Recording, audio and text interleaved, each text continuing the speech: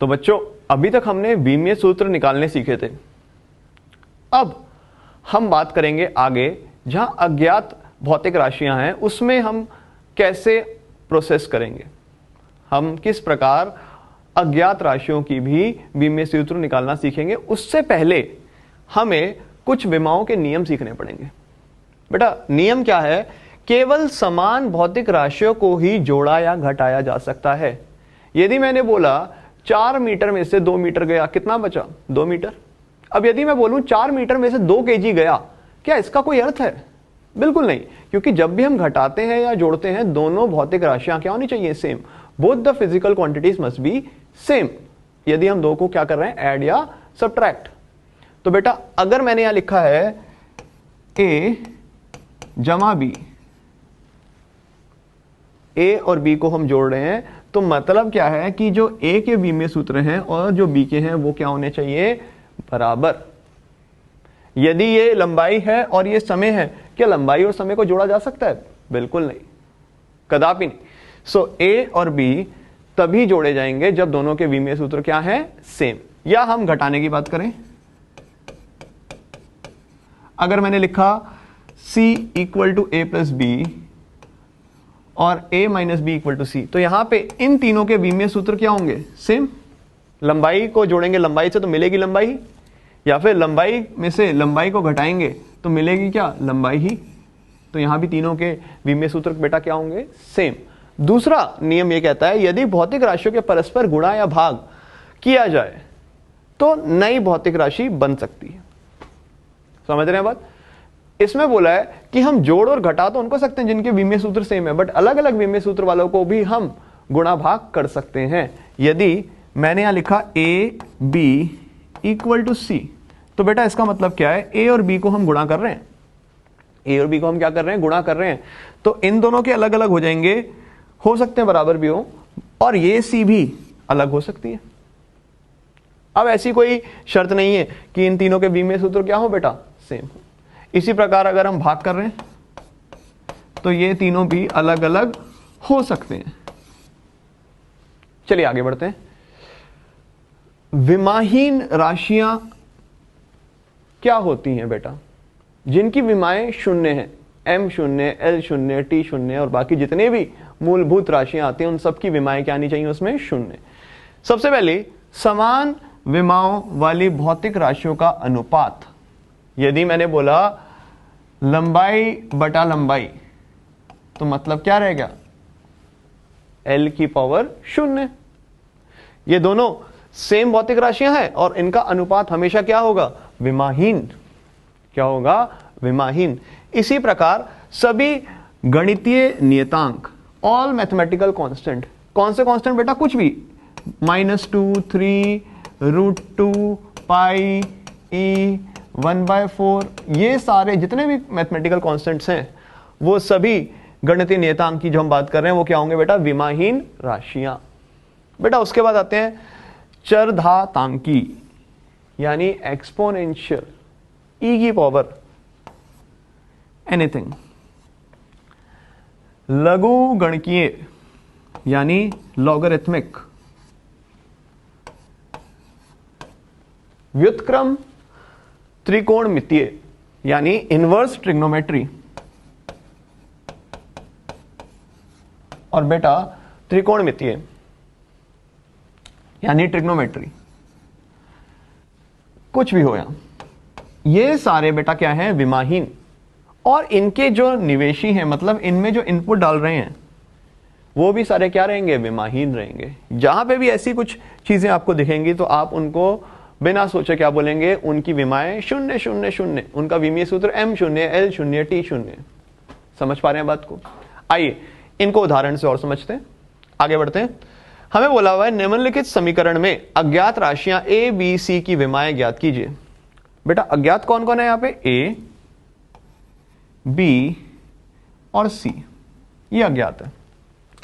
अब देखिएगा ध्यान से, सबसे पहले जब भी बहुत सारी आपको राशियां दिखें वो देखिए क्या कहीं कोई जमा या घटाई जा रही है। अब अगर हम देखें सबसे नीचे इधर x में से c घटाया गया, x लंबाई है, लंबाई में से केवल लंबाई घटाई जाएगी बेटा। लंबाई में से केवल क्या घटाई जाएगी, लंबाई।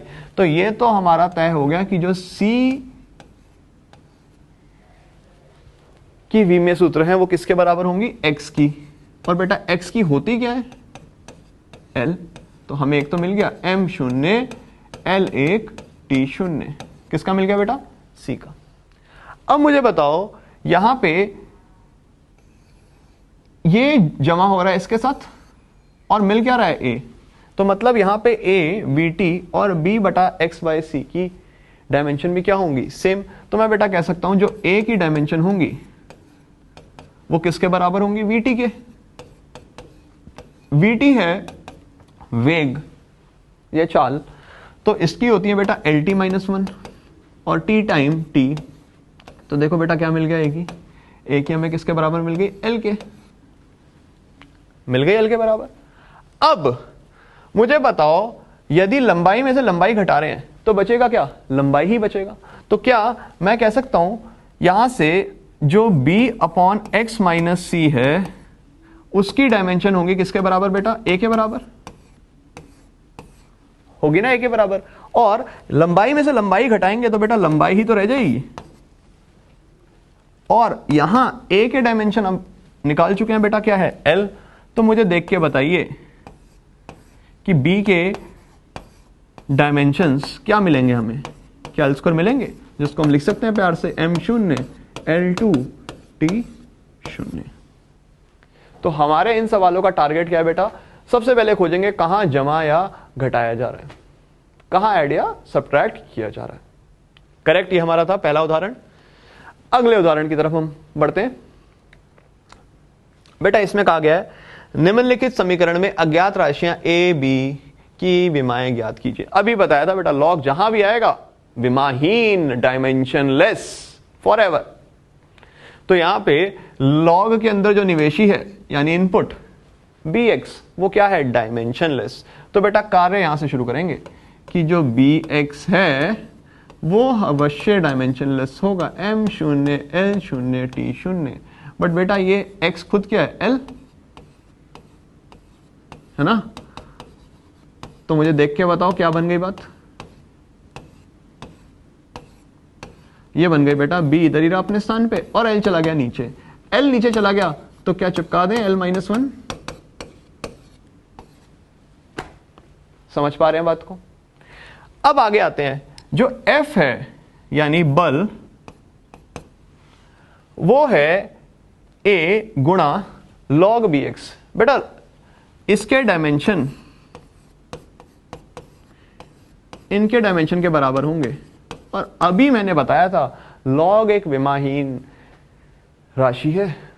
तो बेटा जब भी हम बात करेंगे log की तो log में कोई भी डायमेंशन नहीं होंगे, ना उसके निवेशी के ना उसके उत्तर के। तो ये जो है ये डायमेंशनलेस है। तो बेटा जो a है उसके डायमेंशन f के बराबर ही होंगे। और f क्या है यहाँ पे, बल। बल के डायमेंशन बेटा अब तक तो याद हो चुके होंगे, ml t minus two, ml t minus two. I think समझ गए। चलिए आगे बढ़ते हैं।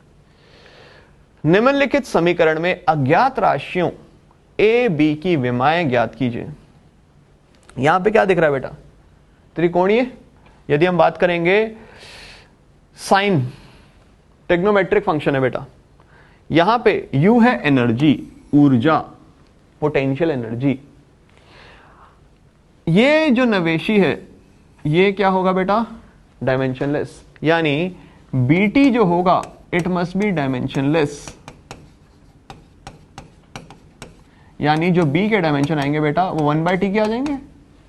यानी लिख सकते हैं हम क्या, t की पावर -1। आई थिंक सहमत है। अब आगे बढ़ते हैं, हमें b के मिल गए हैं। तो बेटा बताओ a के क्या होंगे, a के होंगे u के जो डायमेंशन होंगे बटा साइन। और बेटा साइन दोबारा से विमाहीन विमाहीन विमाहीन। तो बेटा u के हम जानते हैं कार्य वाले ही रहेंगे, ml2 t माइनस टू। तो ये हमें किसके मिल गए, a के। आई थिंक दोनों उदाहरण क्लियर है। चलिए आगे बढ़ेंगे अगले पे बेटा। निम्नलिखित समीकरण में अज्ञात राशियां a व b के गुणनफल की विमाएं ज्ञात कीजिए। गुणनफल की विमाएं ज्ञात कीजिए। यानी ए और बी के प्रोडक्ट की हमें डायमेंशन चाहिए किसकी हमें, ए और बी के प्रोडक्ट की क्या होंगी। तो शुरू करते हैं। ये है म्यू। म्यू है दो समान राशियों का अनुपात, यानी म्यू भी क्या होगा, डायमेंशनलेस। ऊपर भी गति नीचे भी गति, मीडियम अलग अलग है, तो ये जो है ये क्या है, डायमेंशनलेस। तो बेटा यदि ये डायमेंशनलेस है तो ए भी डायमेंशनलेस होगा और बी बाय लैम्डा क्यूब भी क्या होगा, डायमेंशनलेस। यानी ए बी और म्यू इन तीनों के डायमेंशंस क्या होंगे, सेम होंगे ना। अब ये विमाहीन है तो बेटा चुपचाप लिख दो, ए के डायमेंशनल फॉर्मूला आ गए M0 L0 T0, नहीं। और अब चाहिए बी के, तो क्या बेटा बी के लिख दूं मैं, लैम्डा क्यूब के जो होंगे इंटू जो म्यू के होंगे, गुणा कर दिया। बट म्यू हम जानते हैं विमाहीन, तो बचा क्या, लैम्डा क्यूब यानी अंग्रेजी में वेवलेंथ यानी लंबाई का एक सोर्स। सो लंबाई की जब हम चर्चा करेंगे तो बेटा क्या आएगा, L क्यूब इंटू ये तो क्या है, डायमेंशनलेस, कोई टेंशन नहीं लेनी। तो यहां से हमें चाहिए था बेटा ए बी का, तो मैंने यहां लिख दिया दोबारा से, ए बी का विमीय सूत्र हो जाएगा, ए का खुद तो डायमेंशनलेस है, केवल एल क्यूब रह गया। आई थिंक समझ गए।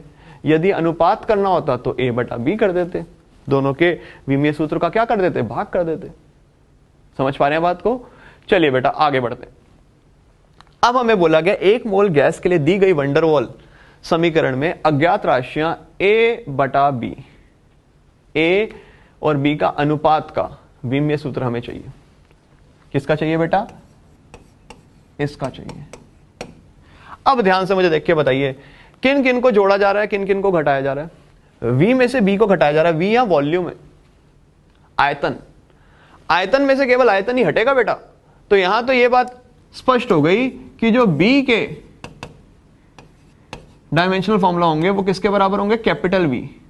स्मॉल वी नहीं, स्मॉल वी तो चाल हो जाएगी, कैपिटल वी। और ये क्या है, वॉल्यूम यानी आयतन। और बेटा ए बटा वी स्क्वायर के डायमेंशनल फॉर्मूला विमीय सूत्र किसके बराबर होंगे, प्रेशर के, दाब। और बेटा ए के जो आएंगे वो आ जाएंगे पीवी स्क्वायर वाले, नहीं। तो अब ये भी मिल गया और ये भी मिल गया, और हमें चाहिए किसके, ए बटा बी के। सो ए बटा बी, ए भाग बी, इसका आ जाएगा बेटा, वहां लिख दिया हमने, ए का क्या था, ए का था हमारे पास पी वी स्क्वायर और बी का क्या था, वी। तो देखो बेटा क्या रह गया, ये अपने पास रह गया पी वी। पी है दाब, प्रेशर, ये हो गया फोर्स बटा क्षेत्रफल, लिख देते हैं कोई दिक्कत नहीं, डायरेक्ट नहीं याद आता तो बल बटा क्षेत्रफल, force upon area, that is pressure, गुणा वॉल्यूम। वॉल्यूम यानी आयतन, यानी लंबाई इंटू लंबाई इंटू लंबाई। देख के बताइए क्या मिला, एल स्क्वायर और एल क्यूब में से शहीद होके केवल एक एल रह गया, और ये एल और ये एल मिलके पावर कितनी हो गई, 2। तो बेटा उत्तर आ गया हमारे पास ML2T-2। ये हमने किस इक्वेशन में काम किया बेटा, ऊष्मागतिकी में आती है ये वैंडरवॉल इक्वेशन, वैंडरवॉल समीकरण। अब आगे बढ़ते हैं, हम आगे देखते हैं फलन में विमाएं। बेटा यहां पे अगर हम देखें, सबसे पहले हमें दिख रहा है अवकलन। अवकलन मतलब अंग्रेजी में डेरिवेटिव या डिफरेंशिएशन। और दूसरा बेटा क्या दिख रहा है हमें, समाकलन यानी इंटीग्रेशन। इसको हम प्यार से बोल देते हैं इंटीग्रेशन। और बेटा इसको क्या बोलते हैं, डिफरेंशिएशन या फिर डेरिवेटिव। अब हमें बोला गया इसके जो डायमेंशनल फॉर्मूला है विमीय सूत्र वो किसके बराबर है। इसका मतलब होता है बेटा जो y का हम डेरिवेटिव ले रहे हैं वो x के रिस्पेक्ट में ले रहे हैं, और कितनी बार ले रहे हैं, n बार ले रहे हैं। तो है तो y ही, और x के रिस्पेक्ट में कितनी बार लिया गया है, n टाइम्स। तो यहां पे एक अच्छी ट्रिक क्या है बेटा, ट्रिक ये है कि जो भी d वाला है उसको गायब कर दो, d के साथ ये लगा हुआ है गायब, और ये d को गायब कर दिया, तो बचा क्या, y बाई एक्सन। वही इसके डायमेंशन फॉर्मूला होंगे, जो भी d के साथ लगा है उसको क्या कर देंगे, गायब कर देंगे। इसी प्रकार इंटीग्रेशन में हम y को इंटीग्रेट कर रहे हैं dx के रिस्पेक्ट में, तो बेटा वही हम ट्रिक लगाते हैं, d को गायब कर देते हैं। ये हमने d को गायब कर दिया, जब d को गायब किया तो बेटा क्या रह गया, yx। तो जो इसका समाकलन जो हम कर रहे हैं उसका विमीय सूत्र जो होगा वो केवल किसके बराबर होगा, y और x के गुणा के विमीय सूत्र के बराबर। इनको और उदाहरण से समझेंगे बच्चों। चलिए आगे बढ़ते हैं। यहां हमने देखा, तो आप मुझे बताइए किसको गायब करेंगे, इधर d और d को गायब कर दिया, यहां पे किसको करेंगे, d6 को गायब कर दिया और d को कर दिया। तो बेटा मुझे बताइए यहां पे हम डायमेंशन क्या लिख पाएंगे, क्या हम लिख पाएंगे, इसकी जो डायमेंशन है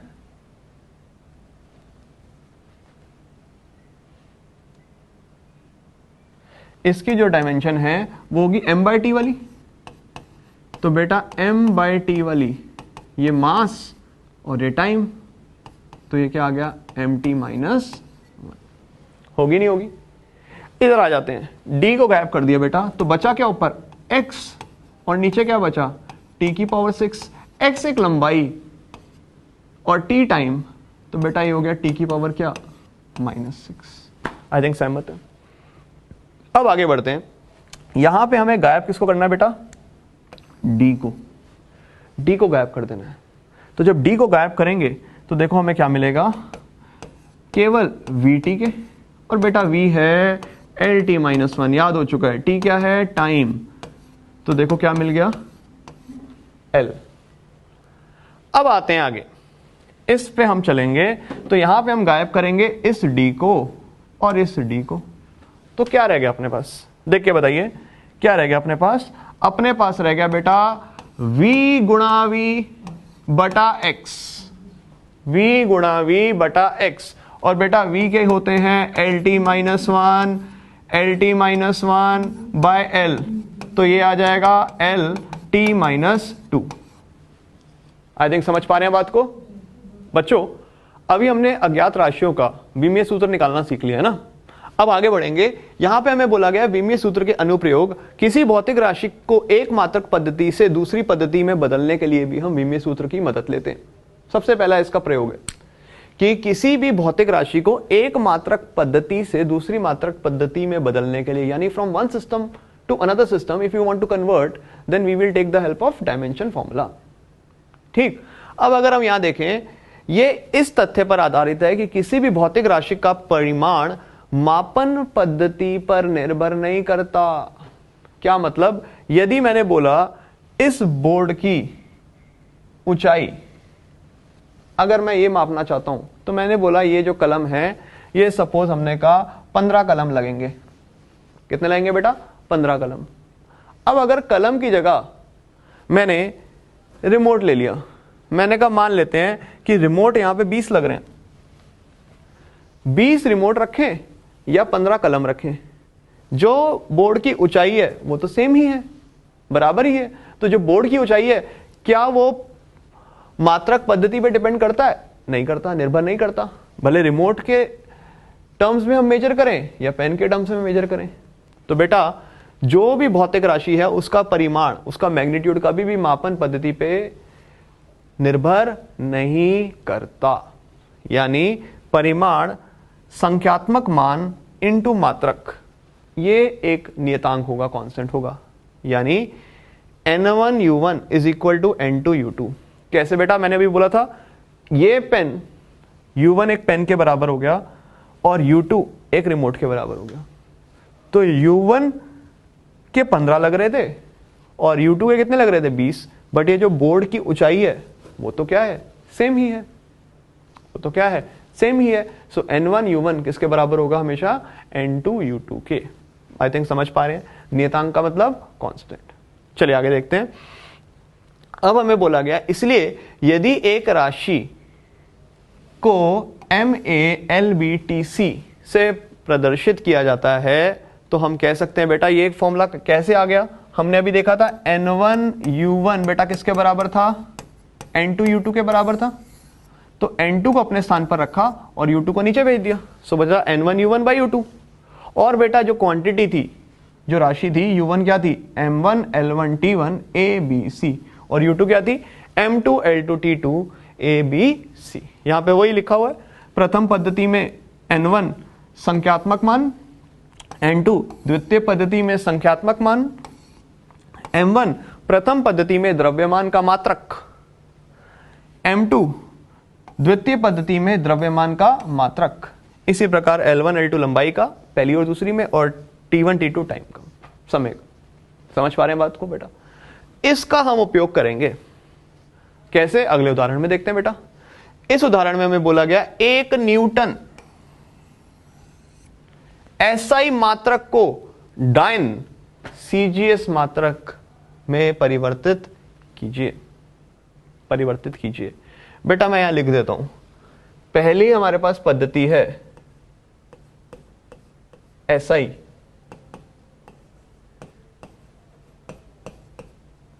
दूसरी पद्धति है बेटा CGS,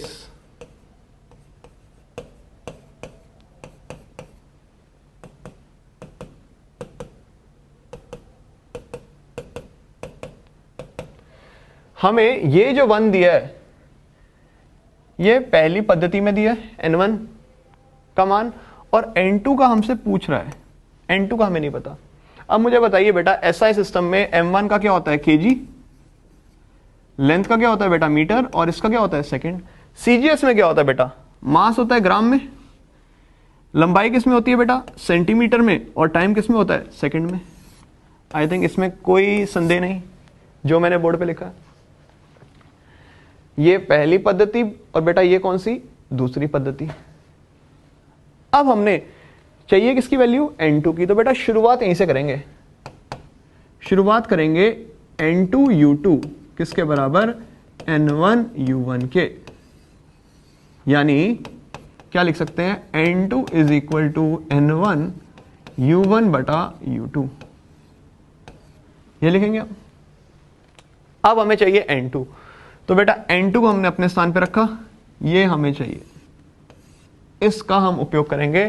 तो बेटा N2 लिखा, N1।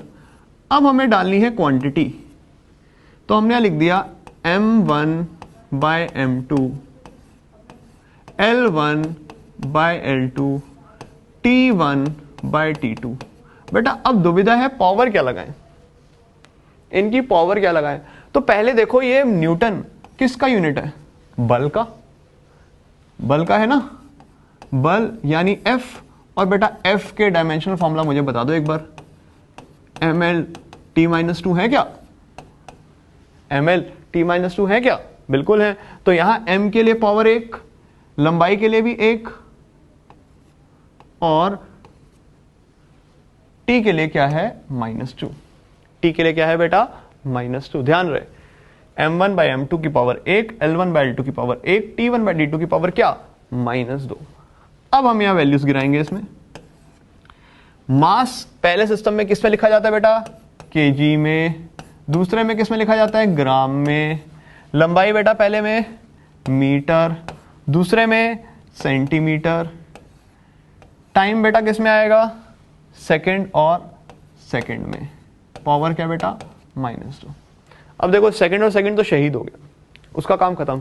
केजी को अगर ग्राम में बदलना है तो कितने होते हैं, 1000 ग्राम। और मीटर को अगर बदलना है सेंटीमीटर में तो बेटा कितने होते हैं, 100 सेंटीमीटर। अब अगर इसको हम देखें तो ये कितना आ गया हमारे पास, 10⁵ यानी जो N2 आ गया वो कितना आ गया हमारे पास, 10⁵। समझ गए बात को। एक और उदाहरण लेते हैं बेटा, एक और उदाहरण लेते हैं।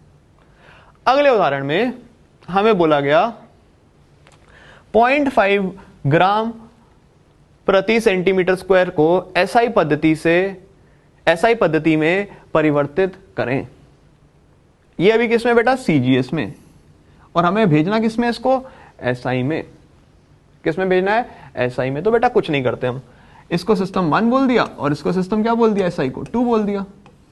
ठीक है, तो मैंने यहां से लिखा N2U2 किसके बराबर बेटा? N1U1 लिख दिया।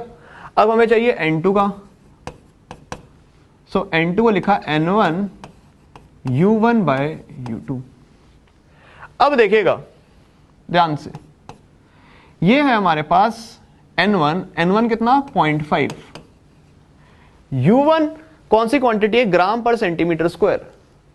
मतलब ये हमारे पास है मास और बेटा सेंटीमीटर ये है लंबाई L1/L2 और पावर 2 नहीं, नीचे है ये तो -2। देख लो ध्यान से। अब हम यहां वैल्यूज गिरा देंगे इसमें। मास बेटा पहले का किस में है? पहले का मास किस में है? ग्राम में। दूसरे का किस में है? किलोग्राम में। नहीं, बात करते हैं लंबाई की। पहले की लंबाई किस में बेटा? सेंटीमीटर में। और दूसरे की किस में बेटा? मीटर में। अब देखो 0.5 ग्राम बटा केजी, तो क्या लिख देते हैं? 1000 grams. Centimetre by metre, metre को क्या लिख सकते हैं यार? 100 सेंटीमीटर की पावर क्या? -2। तो बेटा ये आ गया 0.5 1/1000 और ये ऊपर जाके क्या हो गया? 10 की पावर कितनी? 4। तो ये हमारे पास कितना आ गया? 5। ये आ गया हमारा उत्तर कितना? 5। आई थिंक समझ गए बात को। यहां पे हमने CGS से SI में परिवर्तित किया। इससे पहले हमने SI से CGS में परिवर्तित किया था। अब अगले उदाहरण में मजा आएगा। अगले उदाहरण में एक नई पद्धति है, ना SI है ना CGS है, एक नई पद्धति है जहां मास 100 ग्राम है, ये 20 मीटर है और ये 10 सेकंड है। मैं लिख देता हूं आराम से, ध्यान से देखना। हम कर किसको रहे हैं कन्वर्ट? 1 जूल को। ये है SI सिस्टम। तो बेटा ये पहला सिस्टम,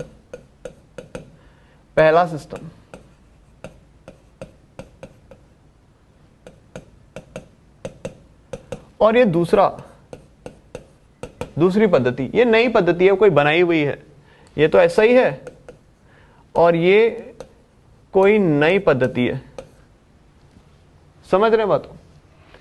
अब हमें देखना है दूसरी पद्धति में क्या हो रहा है।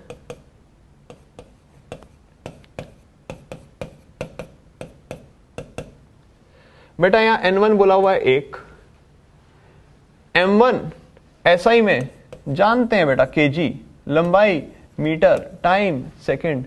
यहां N2 नहीं पता हमें, M2 पता है। मास बेटा किस में ले रहे हैं? 100 ग्राम। ये 20 मीटर, ये 10 सेकंड। अब बेटा ये जूल जो है किसका विमीय सूत्र है? वर्क यानी कार्य। और कार्य का बेटा क्या है? mL2T-2। तो बेटा वापिस शुरुआत करते हैं। यहां लिखा N2U2 = N1U1। यहां से कार्य शुरू किया। तो जो हमें N2 चाहिए, N2 के लिए क्या लिखा मैंने? ध्यान दीजिएगा, N1U1/U2 या फिर N1 और U1 की जगह बेटा हमने डाल दिया M1, U2 की जगह M2। पावर अभी छोड़ देते हैं, L1 L2 T1 T2। अब इनकी पावर देखेंगे कि ये राशि कौन सी है? राशि है कार्य। कार्य में है 1 2 -2। तो विमाएं बेटा 1 2 -2। सहमत? बिल्कुल। अब केवल वैल्यूज गिरानी है। तो देख के बताओ N1 कितना दे रखा है हमें? 1 जूल। M1/M2 बेटा, M1/M2, M1 है kg और ये है बेटा 100 ग्राम। इधर लंबाई L1 है मीटर और यहां क्या है बेटा? 20 मीटर। उसी प्रकार टेम्परेचर, ये टाइम यहां दे रखा है बेटा सेकंड में और यहां टाइम दे रखा है बेटा किस में? 10 सेकंड में। अब देखो केजी को ग्राम में परिवर्तित कर सकते हैं, तो ये बेटा रह गया 1000/100, ग्राम से ग्राम शहीद। इसी प्रकार ये है 1/20 का स्क्वायर,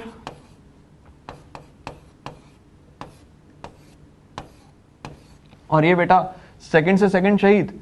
सो ये 10 की पावर -2 है, तो क्या ऊपर भेज दूं, 10 × 10/1, ये रह गया। इधर से भी ग्राम और ग्राम आपस में क्या हो गया बेटा, शहीद। तो ये बचा 2 शून्य यहां से गायब, ये दोनों यहां से गायब, ठीक। रह गया क्या, 10/4।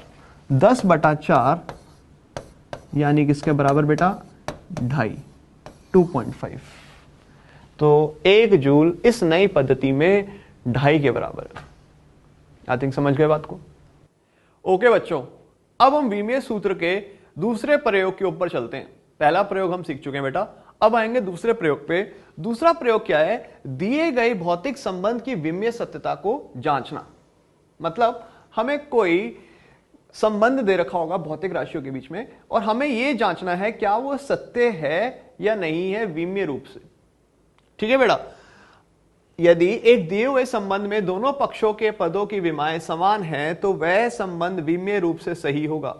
यह विमीय समांगनता का नियम कहलाता है। अब बेटा, एक विमीय रूप से सही समीकरण भौतिक रूप से गलत भी हो सकती है। क्या मतलब, विमीय रूप से सही है बट भौतिक रूप से गलत है। मतलब क्या है, डायमेंशनली करेक्ट है बेटा, बट फिजिकली इट मे और मे नॉट बी करेक्ट, मे और मे नॉट बी करेक्ट। इसको उदाहरण से समझते हैं बेटा। देखो, हमें बोला हुआ है निम्नलिखित संबंध की विमीय सत्यता की जांच कीजिए। बेटा, तो हम कैसे इसकी शुरुआत करेंगे, हम पहले एलएचएस की बात करेंगे। एलएचएस में है दाब, प्रेशर। हम जानते हैं प्रेशर के बेटा dimensional formula force upon area. Force होता है ml T-2 और एरिया बटा L², यानी ये -1। ये है दाब, प्रेशर। और बेटा आरएचएस को पकड़ते हैं। अब आरएचएस को यदि पकड़ेंगे तो आरएचएस में सबसे पहला आ रहा है रो। तो रो की अगर हम चर्चा करें तो रो होता है बेटा क्या, डेंसिटी, मास पर यूनिट वॉल्यूम, द्रव्यमान बटा आयतन, बेटा m/L3, यही होता है। और g होता है एक्सेलरेशन ड्यू टू ग्रेविटी, त्वरण। त्वरण बेटा L-T-2 गुणा किससे, h लंबाई है, लंबाई मात्र L। तो बेटा यहां देखा हमने, ये L 1 और 1 2 और नीचे है 3, तो बेटा L ऊपर जाके मात्र -1 T-2। अब देखिए जरा ध्यान से, क्या LHS और RHS बराबर हैं? बिल्कुल बराबर हैं। तो क्या ये इक्वेशन विमीय रूप से सही है? बिल्कुल सही है। बट क्या भौतिक रूप से सही है? पता नहीं, हो भी सकती, नहीं भी हो सकती। हम केवल किस रूप की बात कर रहे हैं, विमीय रूप की। डायमेंशनली इट इज करेक्ट, ये हमने एस्टेब्लिश कर लिया बेटा। आगे बढ़ते हैं। अगले उदाहरण में हमें ये दे रखा है संबंध kinetic energy equal to 3 mv²। बेटा देखते ही दर्द होता है, क्योंकि हम जानते हैं काइनेटिक एनर्जी क्या है, 1/2 mv²। यहां 3 है, हमें पता है भौतिक रूप से तो गलत है, physically it is incorrect. But बेटा अगर हम बात करें इसकी डायमेंशनल फॉर्म, उसको चेक करते हैं एक बार। डायमेंशनली एलएचएस की अगर हम चर्चा करें, एलएचएस में है बेटा काइनेटिक एनर्जी। तो काइनेटिक एनर्जी होता है, वही कार्य वाली होती है इसकी, फोर्स इंटू डिस्प्लेसमेंट, बल इंटू विस्थापन, कार्य। और कार्य और काइनेटिक एनर्जी क्या है, सेम। तो यदि मैं देखूं यहां काइनेटिक एनर्जी, तो बेटा काइनेटिक एनर्जी के लिए लिखा mL-T-2 इंटू L, यानी mL/T-2, यही होती है काइनेटिक एनर्जी की। अब आते हैं आरएचएस पे। आरएचएस पे भी अब हम मेहनत करते हैं। बेटा सबसे पहले आ रहा है आरएचएस में 3। क्या 3 विमाहीन है या नहीं है? बिल्कुल है, डायमेंशनलेस है। m द्रव्यमान, v चाल, L-T-1 की पावर क्या बेटा 2। तो देखो क्या आ गया, mL/T-2। अब देखो दोनों साइड क्या बराबर है या नहीं, बिल्कुल बराबर है। तो ये संबंध भी विमीय रूप से सत्य है। विमीय रूप से क्या है बेटा, सत्य है। आगे बढ़ते हैं। अब हमें बोला हुआ है तीसरा प्रयोग क्या है बेटा इसका, what is the third use of this, विभिन्न भौतिक राशियों के मध्य संबंध ज्ञात करना, to establish the relation between different physical quantities. बहुत सारी फिजिकल क्वांटिटीज हैं, उनके बीच में क्या एस्टेब्लिश करना, रिलेशन। देखते हैं इसको हम। ये लगाने के लिए ध्यान रहे केवल और केवल गुणन के लिए उपयोगी है। गुणन मतलब मल्टीप्लाई बेटा, प्लस सब्ट्रैक्ट वाली इक्वेशन नहीं निकाल पाएंगे हम। संबंध जो निकलेगा वो केवल किसमें निकलेगा, गुणा भाग में। अब बेटा आगे देखते हैं, इसको उदाहरण से समझते हैं। हमें बोला एक कण की स्थिति x त्वरण व समय पे निर्भर करती है, इसका संबंध ज्ञात कीजिए। तो बेटा कैसे इसकी हम शुरुआत करेंगे, हम बोल देंगे जो x है it depends on a and t। अब इसकी पावर हमें नहीं पता क्या है, तो हमने पावर मान ली इसकी क्या बेटा, p और q। हमें ये p और q का मान निकालना है। x प्रोपोर्शनल टू a की पावर p बेटा t की पावर q। अब हम क्या करेंगे, शुरुआत करते हैं, इनकी डायमेंशनल फॉर्मूला लिखते हैं बेटा। LHS में लिखा x है लंबाई मात्र l, इक्वल टू एक्सेलरेशन त्वरण बेटा LT माइनस 2 की पावर क्या, p इंटू t की पावर क्या, q। तो बेटा देखो अपने आप, ये 1 इंटू पी क्या बन गया, p, ये 2 इंटू पी क्या बन गया, 2p माइनस के साथ, इंटू t का क्या है, q। तो मुझे बताओ क्या हम इसको लिख सकते हैं, l p t minus 2p plus q। लिख सकते हैं या नहीं लिख सकते, बिल्कुल लिख सकते हैं। इसको मैं क्या करता हूं, जस्ट फॉर फन ये लिख देता हूं, m और t तो है ही नहीं तो लिख दिया। अब मुझे बेटा देख के बताओ, सोच के बताओ, यदि हम पावर कंपेयर करें, यदि हम पावर कंपेयर करें तो क्या यहां से हमें दिख रहा है, और यदि हम इसको कंपेयर करें दिख रहा है हमें। सो बेटा हम क्या करते हैं, लिखते हैं यहां पे। जब लिखेंगे तो देखो मैं क्या लिख रहा हूं बेटा, p को मैंने बराबर कर दिया 1 के, यहां से इक्वेट करके, और माइनस 2p प्लस q को बेटा बराबर कर दिया किसके, 0 के। तो q किसके बराबर आ गया, 2p के। p की वैल्यू यहां गिरा दी बेटा, तो देखिए हमें क्या मिल गया, q भी मिल गया और p भी मिल गया, दोनों का मान मिल गया।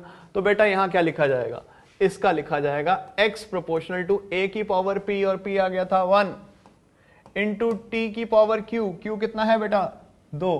तो ये हमारे पास संबंध आ गया किस किस के बीच में, x a t। समझ गए बात। चलिए आगे बढ़ते हैं अगले उदाहरण पे। अगले उदाहरण में बेटा हमें ये बोला हुआ है, पृथ्वी के चारों ओर परिक्रमा करने वाले उपग्रह का परिक्रमण काल t, परिक्रमण काल t यानी ऑर्बिट करने का टाइम पीरियड t, सार्वत्रिक गुरुत्वाकर्षण नियतांक यूनिवर्सल ग्रेविटेशनल कांस्टेंट g, पृथ्वी के द्रव्यमान m, मास m, और वृत्ताकार कक्षा की त्रिज्या r पर निर्भर करता है, यानी ऑर्बिट के रेडियस r पे डिपेंड करता है। तो बताइए t क्या होगा इनके संबंध में। तो बेटा यहां लिख लेते हैं, t यहां किस किस पे निर्भर कर रहा है, एक तो कर रहा है बेटा g पे, एक बेटा किस पे कर रहा है m पे, एक कर रहा है r पे। पावर नहीं पता तो मैंने मान ली a b और c, a b और c का मान हमें निकालना है। अब बेटा ध्यान दीजिएगा, g के अगर डायमेंशन याद है तो अच्छी बात है, हम पहले डिराइव कर चुके हैं। g के डायमेंशंस क्या थे, m l 3 t माइनस 2, ये थे m minus 1 l 3 t minus 2। बेटा ये किसके थे, g के। m तो द्रव्यमान है, तो बेटा द्रव्यमान को तो सिर्फ क्या लिखा जाएगा, m ही लिखा जाएगा। और बेटा r रेडियस है, तो रेडियस को क्या लिखा जाएगा, क्या लिखा जाएगा बेटा, लंबाई में लेते हैं l। अब अगर मैं बात करूं, हमारा जो सवाल बनता है, सवाल ये बना t यानी केवल t, mass 0 L0 T1 equal to g बेटा जी देखो क्या लिखा है, m -1 L3 t -2, और बेटा इसकी पावर हमने लिखी है a गुणा m इसकी पावर b गुणा l इसकी पावर c। अब हम एकत्रित करते हैं m वालों को। बेटा m वालों को एकत्रित कर रहे हैं, यहां -1 इंटू a माइनस a, यहां प्लस b, एक पावर ही आ गई b। अब l वालों को पकड़ते हैं बेटा, l वालों को पकड़ा, l के ऊपर एक तो 3a आ रहा है बेटा, और क्या आ रहा है, एक यहां से आ रहा है c, तो 3a प्लस c, यही आ रहा है नहीं आ रहा। अब रह गया बेटा मात्र t, तो t को लिख दिया हमने क्या, -2a। आई थिंक समझ गए बात, ठीक है। अब बेटा बराबर करेंगे, इनमें से देखो किसमें केवल एक ही सिंबल है, यहां केवल एक है, तो मैं यहां से शुरुआत करता हूं। तो मैंने बराबर किया -2a को, बेटा देखो बराबर जब करेंगे हम, तो मैंने इस -2a को किसके बराबर किया बेटा, t की पावर देखी, t की पावर कितनी है, 1। तो इसी प्रकार हम आगे भी देख लेते हैं, यहां पे इसको मैंने बराबर किया किसके साथ बेटा, 0 के साथ, फिर बराबर किया इस 0 को किसके साथ बेटा, -a प्लस b के साथ। एक एक करके सारी पावर को हम क्या कर रहे हैं, बराबर कर रहे हैं। अब करते हैं शुरुआत, पहले ग्रीन वाली को पकड़ता हूं मैं, -2a बेटा किसके बराबर, 1, तो बेटा a किसके बराबर, -1/2। मुबारक हो, a तो आ गया। अब आगे चलते हैं, अब बराबर करते हैं बेटा, किसी को भी पकड़ लो, सपोज मैंने पहले वाले को पकड़ा, नीले वाले को, किसके बराबर बेटा, 0 के, तो यहां से b किसके बराबर आ गया बेटा, a के, और a क्या है, -1/2, तो b भी किसके बराबर आ गया बेटा, 1/2, आगे माइनस। अब पकड़ते हैं आखिरी वाले को, आखिरी वाले को लिया, लाल वाले को, 3a जमा c किसके बराबर, 0 के, तो बेटा c क्या आ गया, -3a, और a क्या था, -1/2 था, तो ये हमारे पास आ गया 3/2। क्या आ गया बेटा, 3/2। तो अब जो हमें संबंध मिला है, जो संबंध मिला है वो क्या मिला है, t प्रोपोर्शनल टू g।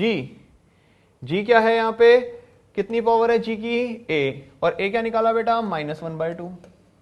उसके बाद क्या है बेटा, b किसकी पावर थी, m की, तो m भी क्या आ गया, -1/2, और अंत में बेटा हमारे पास क्या आ गया, c किसकी पावर थी, r की, और r की पावर क्या आ गई बेटा, 3/2। तो ये हमारे पास संबंध आ गया किसके बीच में, t g m r। बढ़े आगे, चले बेटा आगे देखते हैं। यदि कार्य, त्वरण और समय को मूल राशियों के रूप में लिया जाए, हम मूलभूत राशियां जानते हैं बेटा, अब बदल दी गई हैं, अब जो है वो है कार्य, त्वरण और समय। तो इनके ऊपर लंबाई किस तरह निर्भर करेगी। अब बेटा क्या कर रहे हैं, लंबाई को हम मूलभूत नहीं मान रहे, तो हमने कहा लंबाई प्रोपोर्शनल टू किसके बेटा, W A T, और पावर मैंने इनकी गिरा दी A B C, L proportional to W A T watt, A B C, है ना, A B C का हमें मान निकालना है। क्या करते हैं बेटा, डायमेंशन लिखते हैं, शुरू करते हैं कहानी। L को क्या लिखेंगे बेटा, M0 L1 T0, किसके बराबर, वर्ग, बच्चा जानता है, ml2 T-2, पावर क्या बेटा, A, उसके बाद क्या बेटा, A, त्वरण LT-2, पावर क्या, B, उसके बाद क्या बेटा, T, समय तो समय है, T, पावर क्या, C। आइए एकत्रित करें इन्हें। M वाले भाइयों को पकड़ते हैं, MA L2B rather 2A L बेटा कितना हो गया, 2a, और यहां से भी आएगा l, बिल्कुल आएगा, 1 इंटू बी इज b। अब पकड़ते हैं t को, -2a, यहां से आ गया बेटा, यहां से क्या आ गया -2b, और यहां से क्या आ गया बेटा c। आइए बराबर बराबर खेले।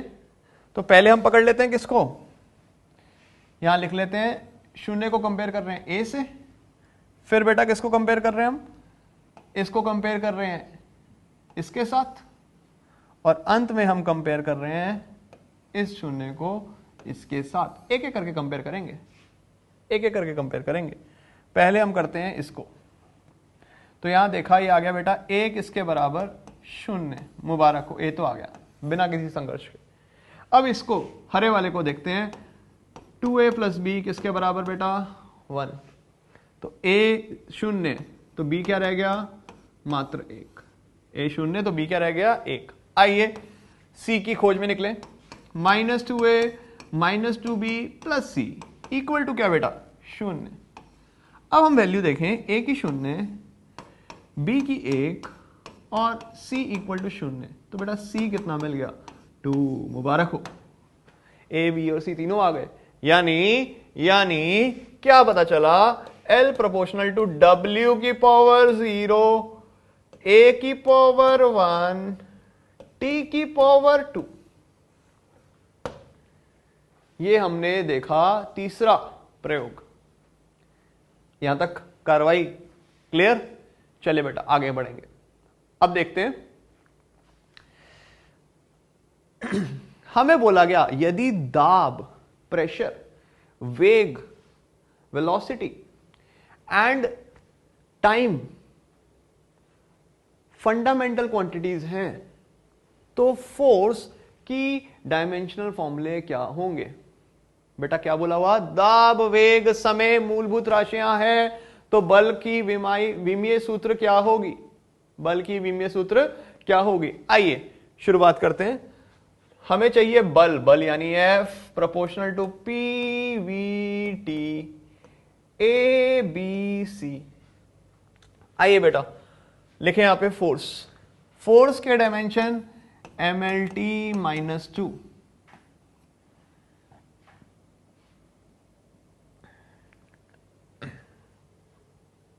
इक्वल टू P दाब ML -1 T -2, दाब, वेग LT -1, समय T, पावर बेटा A B C। अब कुछ नहीं यार, फिर से इकट्ठा करना है इनको।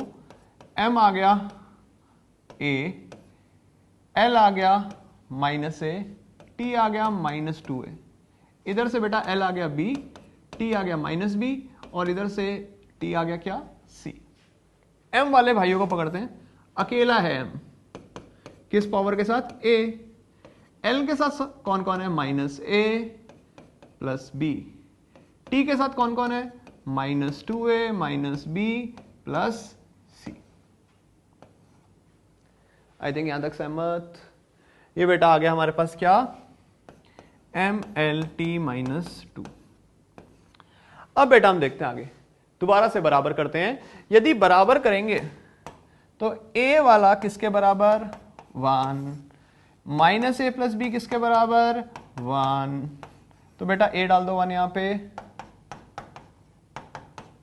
तो देखो B कितना मिल गया 2। इसी प्रकार यहां पकड़ते हैं -2A -B प्लस C किसके बराबर है बेटा -2 के, वैल्यूज डाल देते हैं, -2 प्लस C इक्वल टू -2, तो बेटा ये हो गया C इक्वल टू 4 -2, यानी किसके बराबर आ गया 2 के। यानी जो संबंध है वो कुछ इस प्रकार दिखेगा, पावर 1 पावर 2 पावर 2, ये हमारा आंसर आ गया। आई थिंक यहां तक सबको क्लियर है बात? चलिए बच्चों आगे बढ़ते हैं। अब हम बात करेंगे किसकी बेटा, इस विमीय विश्लेषण की कुछ सीमाएं हैं। There are some limitations of this dimensional फॉर्मूले, डायमेंशनल एप्लीकेशन, राइट। क्या क्या है वो लिमिटेशन, क्या क्या इसकी सीमाएं हैं? सबसे पहली अगर हम बात करें, यांत्रिकी में 3 से अधिक, मैकेनिक्स में 3 से अधिक भौतिक राशियों पर निर्भर करने वाली भौतिक राशि का सूत्र व्युत्पन्न नहीं किया जा सकता। यदि हमें 3 से ज्यादा क्वांटिटी दे रखी है और बोला फिर निकालो रिलेशन, तो हम नहीं निकाल सकते। चेक जरूर कर सकते हैं कितनी भी फॉर्मूले के, कितनी भी राशियों के लिए, बट जब डिराइव करते हैं बेटा, डिड्यूस जब करते हैं, तो केवल मैक्सिमम 3 तक कर सकते हैं, उससे ज्यादा नहीं। मैकेनिक्स में मैक्सिमम कितने तक कर सकते हैं बेटा? 3। डायरेक्ट सवाल बन जाएगा, ध्यान रहे। उसके बाद यह विधि केवल तभी उपयोग कर सकते हैं जब भौतिक राशि की निर्भरता गुणन रूप में है। बताया था बेटा, मल्टीप्लिकेशन के लिए ही वैलिड है जब तक गुणा कर रहे हैं। जोड़ना घटाना वो हमारे इस विमीय सूत्र की सीमाएं में आता है। आगे बढ़ते हैं बेटा। इससे उन सूत्रों या संबंधों को व्युत्पन्न नहीं किया जा सकता जिनमें चर घातांकी, त्रिकोणमितीय, लघुगणकीय फलनों का उपयोग होता है। अंग्रेजी में बोले तो बेटा एक्सपोनेंशियल। एक्सपोनेंशियल कहीं भी आएगा तो उत्तर है, हम डिराइव नहीं कर सकते। कहीं भी ट्रिग्नोमेट्री आएगी, साइन कॉस हमारे वश में नहीं है। लघु गणकीय यानी लॉगरिथमिक, इन फलनों का उपयोग जहां भी होगा वहां पे हम संबंध नहीं निकाल सकते। इसके बाद बेटा, जहां भी प्लस आ जाए, एक से ज्यादा टर्म हो और बीच में प्लस आ जाए, उनको भी हम नहीं निकाल सकते। सपोज आपको बोला गया बेटा, क्या बोला गया कि क्या v equal to u plus 80 derive कर सकते हो आप? नहीं कर सकते। बीच में क्या आ गया? प्लस। पॉसिबल ही नहीं बेटा। v equal to log x, क्या ये डिराइव कर सकते हैं? नहीं कर सकते। क्यों? क्या आ गया? लॉग आ गया। तो बेटा जहां पे भी हम बात कर रहे हैं इस फॉर्मूले की, इस डायमेंशनल एप्लीकेशन की, तो ये नहीं आने चाहिए एक्सपोनेंशियल, साइन कॉस, लॉगरिथमिक, और क्या नहीं आना चाहिए? Plus minus. इसके बाद बेटा अगली क्या है इसकी लिमिटेशन? इस विधि के द्वारा व्युत्पन्न संबंध में विमाहीन नियतांकों के विषय में कोई जानकारी प्राप्त नहीं होती। अभी हमने काइनेटिक एनर्जी 3mv² प्रूव कर दिया था, डायमेंशनली करेक्ट है। 3 के बारे में हम कुछ पता ही नहीं था। तो जो भी डायमेंशनल कांस्टेंट होते हैं उसके बारे में हम कुछ नहीं बता सकते इससे, केवल उन्हीं के बारे में बता सकते हैं जिनकी डायमेंशन है। डायमेंशनलेस के बारे में कुछ भी नहीं बोल सकते। बेटा आगे, 2 या 2 से अधिक भौतिक राशियों की विमाएं एक समान हो सकती हैं। बिल्कुल, 2 अलग अलग भौतिक राशियां हैं, बट बेटा उनकी विमीय सूत्र क्या है? बराबर हैं। विमाएं क्या है? बराबर हैं। आगे, इससे यह जानकारी प्राप्त नहीं होती कि भौतिक राशि अदिश है अथवा सदिश। स्केलर वेक्टर के बारे में नहीं बताएगा, स्केलर वेक्टर के बारे में नहीं बताएगा। अदिश है या सदिश है, ये इसकी सीमा है, ये नहीं बता पाएगा बेटा।